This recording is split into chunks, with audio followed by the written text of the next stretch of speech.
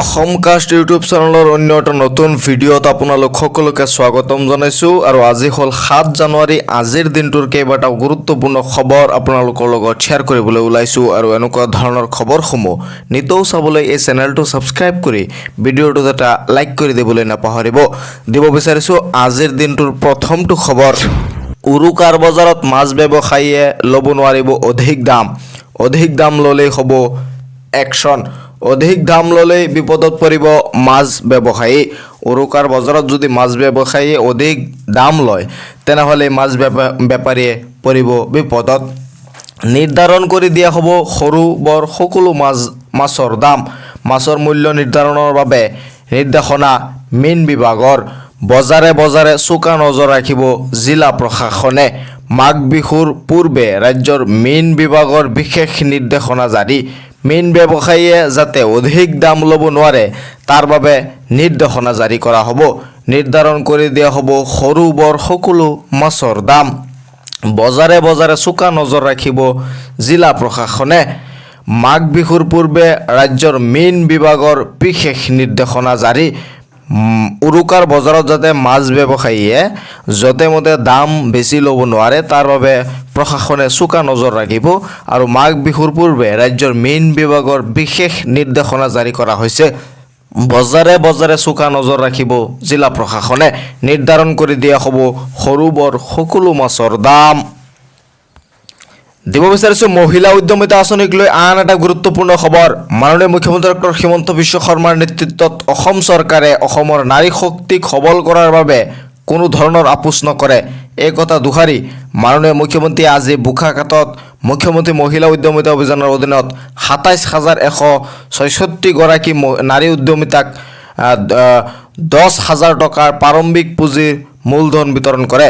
১৫ লাখতকৈ অধিক মহিলাক সবলীকৰণ কৰাৰ পাছত ৪০ লাখ লাখপতি বাইদেউৰ সপোন বাস্তৱায়িত হোৱাৰ দিন কিন্তু দূৰত নহয়। ৬ জানুৱাৰী তাৰিখে মুখ্যমন্ত্ৰী মহিলা উদ্যমিতা আঁচনিৰ অধীনত বোকাখাতত ৰাজ্যৰ মুখ্যমন্ত্ৰী ডক্টৰ হিমন্ত বিশ্ব শৰ্মাই ২৭,০০০ৰ ওপৰত মহিলাক মহিলা উদ্যমিতা আঁচনিৰ যি ধন আছে, প্ৰথম কিস্তিৰ ধন আছে, সেই প্ৰথম কিস্তিৰ ধন বিতৰণ কৰে আৰু ফেব্ৰুৱাৰী মাহৰ ভিতৰতেই ৰাজ্যৰ সকলো মহিলাই এই মহিলা উদ্যমিতা আঁচনিৰ যি টকা আছে প্ৰথম কিস্তিৰ ১০,০০০ টকা পাব বুলি ৰাজ্যৰ মুখ্যমন্ত্ৰীগৰাকীয়ে ঘোষণা কৰিছে। আপুনি এই টকা পাইছেনে নাই কমেণ্টছ কৰি জনাবলৈ নাপাহৰিব। আপোনাৰ বিধানসভা সমষ্টিত কেতিয়া এই টকা বিতৰণ কৰা হ'ব এইটোও কমেণ্টছ কৰি জনাবলৈ নাপাহৰিব। আৰু ৬ জানুৱাৰী তাৰিখে বোকাখাতত মুখ্যমন্ত্ৰী মহিলা উদ্যমিতা আঁচনিৰ অধীনত ২৭,০০০তকৈ অধিক মহিলাই এই প্ৰথম কিস্তিৰ যি ১০,০০০ টকা আছে সেই প্ৰথম কিস্তিৰ ১০,০০০ টকা লাভ কৰিছে। দিব বিচাৰিছোঁ আন এটা গুৰুত্বপূৰ্ণ খবৰ, ৰাজ্যত প্ৰচণ্ড শীতৰ প্ৰকোপ। জিলাই বিদ্যালয় বন্ধৰ লগতে সলনি হৈছে পাঠদানৰ সময়সূচী। বৰপেটাত ৭ জানুৱাৰীৰ পৰা ১০ জানুৱাৰীলৈ বন্ধ থাকিব সকলো বিদ্যালয়। বৰপেটাত আজিৰ পৰা ১০ জানুৱাৰীলৈ প্ৰচণ্ড শীতৰ বাবে বন্ধ থাকিব সকলো বিদ্যালয়। প্ৰাইভেট চৰকাৰী যিমান স্কুল আছে চব বিদ্যালয় বন্ধ থাকিব। বৰপেটাত ৭ জানুৱাৰীৰ পৰা অৰ্থাৎ আজিৰ পৰা ১০ জানুৱাৰীলৈ বন্ধ থাকিব সকলো বিদ্যালয়। বৰপেটাত চৰকাৰী বেচৰকাৰী সকলো বিদ্যালয় বন্ধৰ নিৰ্দেশনা দিয়া হৈছে। বৰপেটা জিলা আয়ুক্তই জাৰি কৰিছে এই জাননী। অৱশ্যে পৰীক্ষাসমূহ পূৰ্বৰ সূচীমতেই অনুষ্ঠিত হৈ থাকিব। যিহেতু প্ৰি ফাইনেলৰ এক্সাম চলি আছে গতিকে প্ৰি ফাইনেলৰ এক্সাম পূৰ্বৰ সূচীমতে চলি থাকিব। প্ৰি ফাইনেলৰ এক্সামত কোনো ধৰণৰ চেঞ্জ নহয়, কিন্তু বাকী যি ক্লাছ আছে সেই ক্লাছসমূহ বন্ধ থাকিব। বৰপেটাত ৭ জানুৱাৰীৰ পৰা ১০ জানুৱাৰীলৈ বন্ধ থাকিব সকলো বিদ্যালয়। বৰপেটাত আজিৰ পৰা ১০ জানুৱাৰীলৈ সকলো বিদ্যালয় বন্ধ ৰখাৰ নিৰ্দেশনা দিছে। দিব বিচাৰিছোঁ আন এটা political breaking news. Akhil Gogoi এজন গুড এণ্টাৰটেইনাৰ। মন বেয়া থাকিলে অখিল গগৈৰ ফেচবুক লাইভ চাওক। অখিল গগৈয়ে এণ্টাৰটেইনমেণ্ট কৰিবলৈ ফেচবুক লাইভত আহে বুলি ৰাজ্যৰ মুখ্যমন্ত্ৰীগৰাকীয়ে ঘোষণা কৰিছে।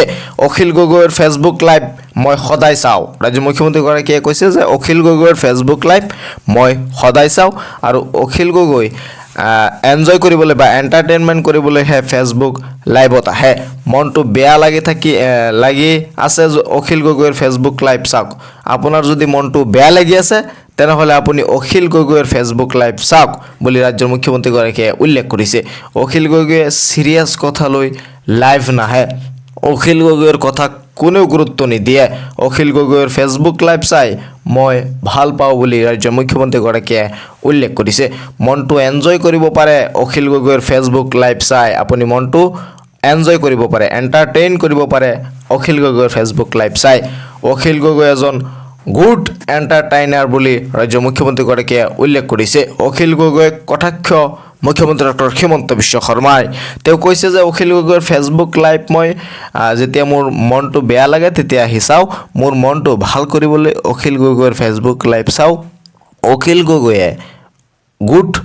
গগৈ এজন গুড এণ্টাৰটেইনাৰ বুলি তেওঁ উল্লেখ কৰিছে। আৰু অখিল গগৈ চিৰিয়াছ কথা লৈ বা চিৰিয়াছ বিষয় লৈ তেওঁ ফেচবুক লাইভ নাহে, তেওঁ এনেই মানে মানুহক এণ্টাৰটেইন কৰিবলৈ বোলে ফেচবুক লাইভত আহে বুলি ৰাজ্যৰ মুখ্যমন্ত্ৰী ডক্টৰ হিমন্ত বিশ্ব শৰ্মাই উল্লেখ কৰিছে। অখিল গগৈ কটাক্ষ মুখ্যমন্ত্ৰী ডক্টৰ হিমন্ত বিশ্ব শৰ্মাৰ। নতুন নিয়মেৰে এইবাৰ কৃষকে লাভ কৰিব PM কিষাণৰ 22 নং কিস্তিৰ ধন। 22 নং কিস্তিৰ ধন পাবলৈ আজিয়ে কৰক এই তিনিটা কাম। নৱবৰ্ষৰ আৰম্ভণিতে কোটি কোটি কৃষকৰ বাবে ভাল খবৰ আহি গ'ল। এইবাৰ নতুন নিয়মেৰে দেশৰ কৃষকে লাভ কৰিব 22 নং কিস্তিৰ ধন। আৰু 22 নং কিস্তিৰ ধন অতি সোনকালেই কৃষকৰ একাউণ্টত সোমাই যাব। শীঘ্ৰেই প্ৰতিগৰাকী কৃষকৰ একাউণ্টত সোমাব PM কিষাণৰ 22 নং কিস্তিৰ ধন। প্ৰতিগৰাকী কৃষকৰ একাউণ্টত সোমাব 2000 কোটি টকা। আপুনিও সাজু হওক PM কিষাণৰ 22 নং কিস্তিৰ ধন ল'বলৈ, আপুনিও সাজু হৈ যাওক। কাৰণ আপুনি যদি PM কিষাণৰ মানে ৰিয়েল হিতাধিকাৰী হয়, প্ৰকৃত হিতাধিকাৰী হয়, তেনেহ'লে PM কিষাণৰ 22 নং কিস্তি আপুনি নিশ্চয় পাব। অতি সোনকালে PM কিষাণৰ 22 নং কিস্তি মুকলি কৰি দিয়া হ'ব। নতুন নিয়মেৰে এইবাৰ দেশৰ কৃষকৰ একাউণ্টত জমা হ'ব ধন। আজি আপুনি কৰি লওক KYC আপডেট। KYC আপডেট নকৰিলে লাভ নকৰিব PM কিষাণৰ ধন। জালিয়াতেৰে নাম সন্নিৱিষ্ট কৰা হাজাৰ হাজাৰ ভুৱা কৃষকৰ নাম কটা গৈছে। PM কিষাণৰ 22 নং কিস্তিৰ ধন পাবলৈ সাজু হওক প্ৰকৃত কৃষকসকল। মুকলি কৰা হৈছে হেল্পলাইন নম্বৰ 155261। KYC আপডেট নকৰিলে লাভ নকৰিব PM কিষাণৰ 22 নং কিস্তিৰ ধন। PM কিষাণৰ 22 নং কিস্তিৰ ধন পাবলৈ KYC আপডেট কৰাটো মেণ্ডেটৰী। KYC আপডেট নকৰিলে আপুনি PM কিষাণৰ 22 নং কিস্তিৰ ধন নাপাব। ৰাজ্যত চৰকাৰী ঘৰ নোপোৱাসকলৰ বাবে আহি গ'ল এটা ভাল খবৰ। যদি আপুনি এতিয়াও চৰকাৰী ঘৰ পোৱা নাই তেনেহ'লে আপোনাৰ কাৰণে আহিল এটা ভাল খবৰ। ৰাজ্যত নতুনকৈ আৰু 30 লাখ পৰিয়ালে লাভ কৰিব PMAYৰ ঘৰ। এই মুহূৰ্তত এটা গুৰুত্বপূৰ্ণ খবৰ আপোনালোকৰ লগত শ্বেয়াৰ কৰিবলৈ ওলাইছোঁ। চৰকাৰৰ তৰফৰ পৰা জনোৱা হৈছে যে ৰাজ্যত নতুনকৈ আৰু 30 লাখ পৰিয়ালে লাভ কৰিব চৰকাৰী ঘৰ। যিসকলে নেকি 9 নৱেম্বৰ তাৰিখে আপোনালোকে চৰকাৰী ঘৰৰ টকা পাইছিলে, সেইসকলে তো পাইছিলে। পৰৱৰ্তী সময়ত আৰু ৰাজ্যত 30 লাখ পৰিয়ালে লাভ কৰিব PMAYৰ ঘৰ। নতুনকৈ আৰু 30 লাখ মানুহে কৰিছে জিঅ' টেগিং। চৰকাৰৰ তৰফৰ পৰা জনোৱা হৈছে যে নতুনকৈ আৰু 30 লাখ মানুহে জিঅ' টেগিং কৰা হৈছে আৰু এওঁলোকক লৈ এটা তালিকা প্ৰস্তুত কৰা হ'ব। প্ৰস্তুত কৰিব নতুন হিতাধিকাৰীৰ তালিকা। নতুন এখন হিতাধিকাৰীৰ তালিকা প্ৰস্তুত কৰিব আৰু সেই হিতাধিকাৰীৰ তালিকাত যদি আপোনাৰ নাম আছে তেনেহ'লে প্ৰথম কিস্তিৰ যি 32,500 টকা আছে, সেই 32,500 টকা আপোনাৰ বেংকৰ একাউণ্টত সোমাই যাব। যিসকলে নেকি পুৰণি হিতাধিকাৰী আছিল সেইসকলৰ 3 নম্বৰ কিস্তিৰ 48,000 টকাও ইতিমধ্যে সোমাই গৈছে। আৰু যিসকলে নতুনকৈ টকা পাইছে সেইসকলৰ 32,500 টকা ইতিমধ্যে সোমাই গৈছে। আপুনি টকা পাইছেনে নাই চৰকাৰী ঘৰৰ এটা কমেণ্টছ কৰি জনাবলৈ নাপাহৰিব। যদি আপুনি টকা পোৱা নাই তেনেহ'লে আপুনি চিন্তিত হ'ব নালাগে। অতি সোনকালে চৰকাৰে আপোনাৰ বেংকৰ একাউণ্টত প্ৰথম কিস্তিৰ যি ধন আছে সেই প্ৰথম কিস্তিৰ ধন আপোনাৰ বেংকৰ একাউণ্টত মুকলি কৰিব যদি আপোনাৰ ঘৰটো চেংচন হৈছে। আৰু যদি চেংচন হোৱা নাই তেনেহ'লে আপুনি টকা পোৱাত অলপ লেট হ'ব। দিব বিচাৰিছোঁ আন এটা গুৰুত্বপূৰ্ণ খবৰ। 8 জানুৱাৰী পৰ্যন্ত ৰাজ্যত পৰিব প্ৰচণ্ড কুঁৱলী। সলনি কৰি দিয়া হৈছে বিদ্যালয়ৰ সময়সূচী। মাঘ বিহুৰ পূৰ্বে নামিছে হাড় কঁপোৱা জাৰ।